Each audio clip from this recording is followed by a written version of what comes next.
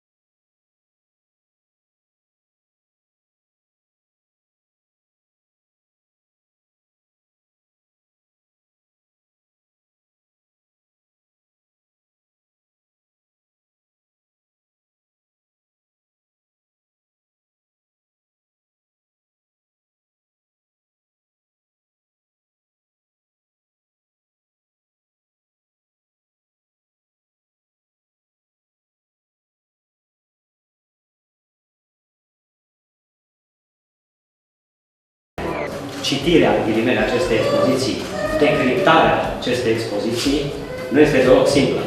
Nu este deloc simplă. Este o artă de sorginte psihologică. Imaginile, de altfel magistral realizate cu mijloace clasice, cu perspectiva albertiană, cu degradeuri, cu umbră și lumină, cu forme recunoscibile, sunt de fapt imagini ecran. Exact ca în psianaliză. Imaginea ecran, dar după care se ascunde o cu totul altă realitate. Realitatea arhetipală care se află în spatele a ceea ce vedem noi și care în aparență sunt spații liniștite, sunt spații care par diurne, de fapt recurg la niște vibrații ale regimului nocturn. Cunoscând geneza impulsului creator al artistei, repet, am avut avantajul să dau seama că o copilărie petrecută într-o zonă ca o gură de rai, în zona Brașovului, a Râșnului, dar la umbra unor ruine a industriei defuncte, chimice, așa, care și-a lăsat amprenta pe acea zonă, deci această uniune a contrarilor, a creat o ambiguitate care de altfel este caracteristică postmodernismului. La prima privire vedem animale care desigur au o conotație simbolică și șoricei albi care sunt de laborator și nici un firesc în natură și dacă ne dăm un pic mai atent, de-abia, neavizați fiind, nepreveniți, vedem că din animăluțele astea unele au 2 capete sau 3 capete. Deci intrăm într-o zonă a realismului magic, a suprarealismului, a unor lucruri care sunt prezentate firesc, dar sunt nefirești. Aici putem extinde și zona socialului. Noi am fost obișnuiți să luăm firesc lucruri nefirești. Este o groază estompată pe care nu o vedem nici la prima, nici la a doua citire. Chiar acum am vorbit că aceste lucrări, din punct de vedere hermeneutic, se pot decoji ca o ceapă, deci atâtea nivele fenomenologice există acolo. Sigur, simbolistica animalelor o cam cunoaștem. Lucrarea aceea cu câinele, nu? Câinele fiind un simbol psihotrop, călăuzește în viață, dar călăuzește sufletele și în moarte. Veghează un peisaj industrial defunct și veghează cu 2 capete, deci într-o dedublare. Pisica imposibilă, cum bine a spus colegul meu cu care am discutat mai înainte. Pisica imposibilă cu acel cer suprarealist în spate. Deci sunt lucruri de mare profunzime pe care artista le realizează intuitiv, deci recurge la ele printr-un dicteu afectiv, clar. Noi, privitorii, încercăm să găsim sensurile și să facem legăturile și să raționalizăm atâta cât se poate. Atâta cât se poate.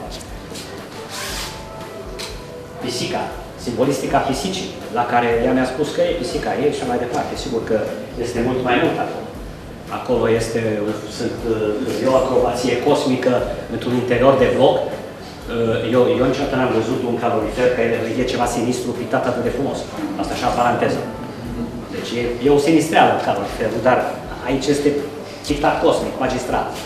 Deci sunt niște lucruri înălțătoare, niște lucruri absolut obișnuite, dar ridicate în sus, într-o semantică amplificatoare. Iepurele cu 3 capete. Și lucrurile s-au fost pictate înainte de catastrofa atomică din Japonia, unde acum am auzit că se nasc iepuri fără urechi, de exemplu. Deci sigur că arta întotdeauna precede realitatea, întotdeauna o preintuiește. De altfel, iepurele este simbol selenar. Deci, iarăși, simbol nocturn. Sub aparența liniștită a lucrărilor, de fapt, se ascunde o mare neliniște. Neliniștea unei amprente de trecere care parcă nu se termină niciodată. Ruinele industriei și a mentalității industriale, a populațiilor dislocate, care fac ca animale nefirești să apară în mod firesc, animale de laborator să se producă în natură, reflexia animalului sălbatic să aibă 2 capete când se uită în baltă, sunt niște descoperiri pe care le facem pe parcurs. Le facem pe parcurs dacă urmărim foarte mult lucrările. Ele nu pot fi citite la prima vedere. Părerile mele sunt foarte bune, nu despre seara aceasta, ci despre faptul că am primit în galeria noastră una dintre cele mai puternice artiste tinere, care cred că în viitor va avea un viitor foarte bun. Deci este foarte talentată, are multă fantezie, cunoaște desenul foarte bine, intuiește spațiul excepțional, deci are toate calitățile pe care trebuie să le aibă un tânăr. Sigur că îi doresc să muncească cât mai mult, pentru că în felul acesta va ajunge să ajungă unul dintre artiștii mari ai țării. Cum vedeți provocările acestei noi generații acum? Sunt mai accentuate sau le este mai ușor din punctul dumneavoastră de vedere? Provocările din partea tineretului întotdeauna au fost mai puternice. E și normal, dacă provocările nu sunt mai puternice, atunci generațiile noi nu se pot afirma. Ele trebuie întotdeauna să uite de trecut și să meargă în viitor și să trăiască în prezent. Mă simt foarte bine, sunt foarte emoționată. Pisica mea se numește Igor și o ador. E cea mai frumoasă pisică din lume și preferata mea și mă bucur mult că o am în viață și că am găsit-o. E ciudat cu interviu. Totuși e o galerie care eu o consider una dintre cele mai bune din România, poate în primele 3 din România, galerii private. Și totuși să ai o expoziție aici contează foarte mult. Normal, contează și galeriile UAP-ului și așa, dar e foarte ok și bine să expui oriunde ți se oferă un spațiu bun și o lume. Deci diferență de public, nu? Nu este o diferență de public, doar că oamenii, nu vreau să spun că în Timișoara vin mai mult la vernisaje sau la evenimente artistice decât în Arad, dar e bine, vezi și tu, știi și tu, ai văzut și tu ce se întâmplă și în Arad. Eu zic că ar trebui să se întâmple cam peste tot în România, așa, și din ce în ce mai mult. Galeria Calina a fost deschisă acum 4 ani. Funcționează în regim de expoziții personale, care durează o perioadă de aproximativ 4-5 săptămâni. Viziunea și misiunea galeriei este de a promova arta românească contemporană și, în general, tinerii artiști. Cu ce greutăți v-ați lovit în ultima perioadă, să spunem așa? Nu știu dacă este o greutate, dar chiar înainte de acest eveniment discutam despre dispariția presei de cultură din România și din Timișoara în mod special. Și cum vedeți atunci inițiativa noastră de a veni de la Arad aici? Extraordinară, mi se pare extraordinară și o găsesc foarte bună. Poate învață și colegii din Timișoara ceva.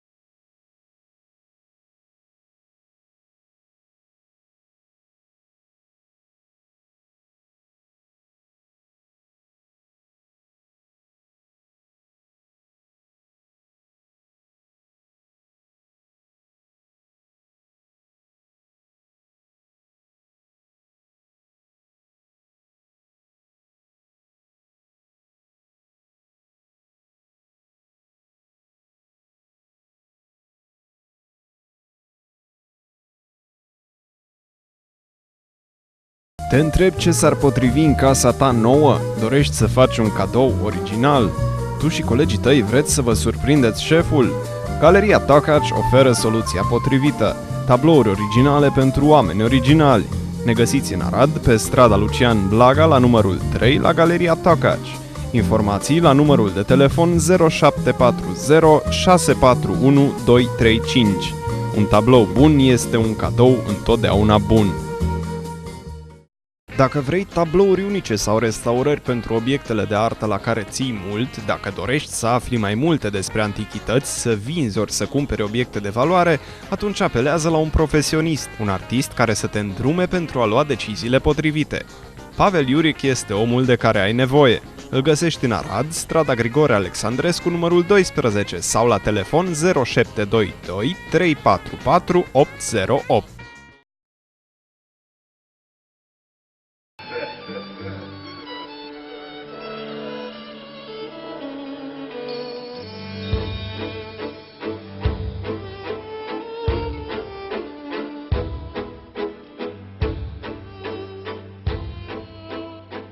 Printre celebrele citate a lui Anton Pavlovici Cehov, am găsit două care vor servi drept indicii pentru a ghici despre ce spectacol vom vorbi în această seară.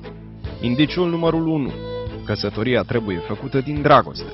A te însura cu o femeie numai pentru că este drăguță este ca și când ți-ai cumpărat din târg un lucru inutil numai pentru că este frumos. Indiciul numărul 2. Dacă vă este frică de singurătate, nu vă căsătoriți. Dacă nu ați ghicit încă, în emisiunea aceasta vă vom prezenta alături de actorii Angela Variaș și Florin Covalciuc un sumar al spectacolului Cerere în căsătorie de Cehov.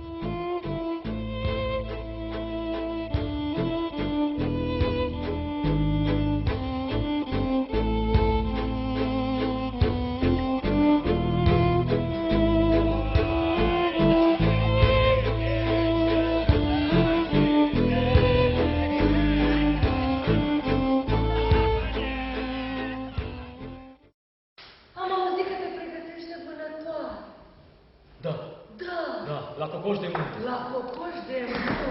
Da. M-am gândit să mă duc după seceriș. După seceriș. Da.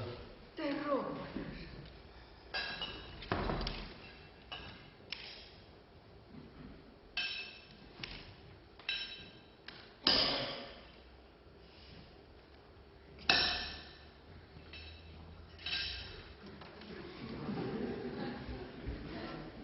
Poți să și fumezi, Vania. Uite aici. Nu închipuiește ce-a pățit Ugadai al meu. Ugadai? Ugadai. Ce-a pățit? Ugadai de știi și dumneata. Da, Ugadai, da! Șchioapă. Șchioapă-te, Ugadai. Da. Un câine cum nu se mai află. Da.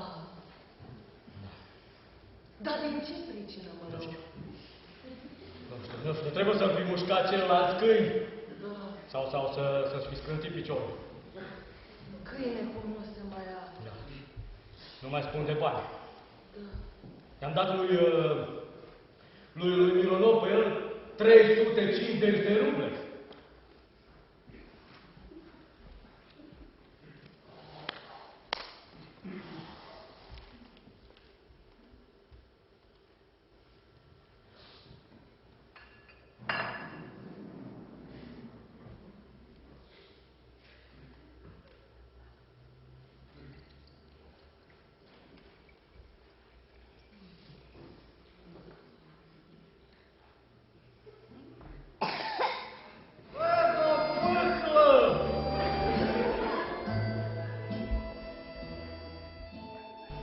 Text de Cehov înseamnă un text de Cehov, un doctor care îi plăcea lui teatru, cu simț al umorului.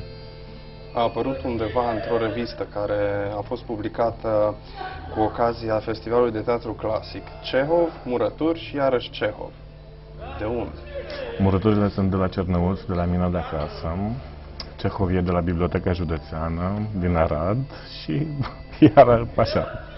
Dar spune mai multe despre tehnic, despre colegii tăi cu care ați lucrat împreună la spectacol.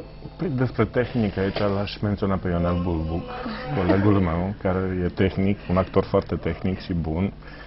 Și, de fapt, ideea a fost a lui. El a venit cu textul și cu propunere. Eu fiind mai experimentat, așa cum sunt eu, am zis că fac eu regia, că știu mai multe despre ruși, nu, că știu mai multe despre teatru. Și normal că am luat-o pe Angela fiind prieteni. Teatrul se face cu prieteni, cred eu. Într-o formulă mai restrânsă decât în alte restrânsă pentru că este mult mai ușor să lucrezi când ești puțin. Evident, apropo de prieteni, ne-a ajutat foarte tare Lucian Moga, pe care îl salut cu această ocazie dacă se uită la mine. Lucian Moga, care este light designer. Light designer, da, inginer Lucian Moga, care este light designer și ne-a ajutat foarte mult și cu atmosfera. Și ne-a ajutat foarte mult George Dancu, care a luat muzica găsită de noi și a înregistrat un studio cu instrumentiști de la Rapsodia și lor le mulțumesc cu această ocazie. Angela Varia, și cum ți s-a părut textul propus de Ionel Bulbuc și regizat de Florin Covalciuc?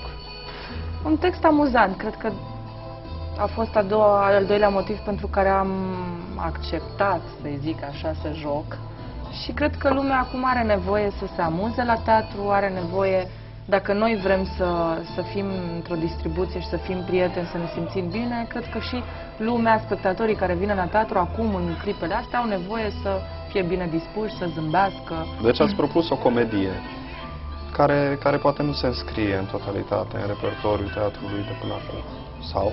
Da, am propus o comedie care nu se bazează neapărat pe text, să zicem, sau pe text. Pe text. Se bazează pe studiu a unei situații. Am propus o situație. O beție interminabilă care... se termină cu o căsătorie. Care se termină ca orice beție. Ceva trebuie să faci. Hai să spunem și cine ne-a făcut fotografiile, un artist care este recunoscut. Un artist de plastic. Un artist plastic, de plastic, care este? Glumim noi cu el, care e Dinu. Dinu Laurian Popa. Vrem să propunem o serie de texte conducerii teatrului, poate. Aveți o opțiune? Parcă Da, Cehov, tot ruși, nu Cehov, mai schimbăm Gogol de data asta. Gogol. Ce ne poți spune? Încă nu se știe concret. Sunt mai multe despre texte care... Trebuie să le studiem, să ne Trebuie întâlnim, să ne gândim vorbim. împreună. Un format de maxim... A4. A4. De câți actori? Să mai extindem, să zicem 4 sau 5. Deci A4, A5. A4, A5.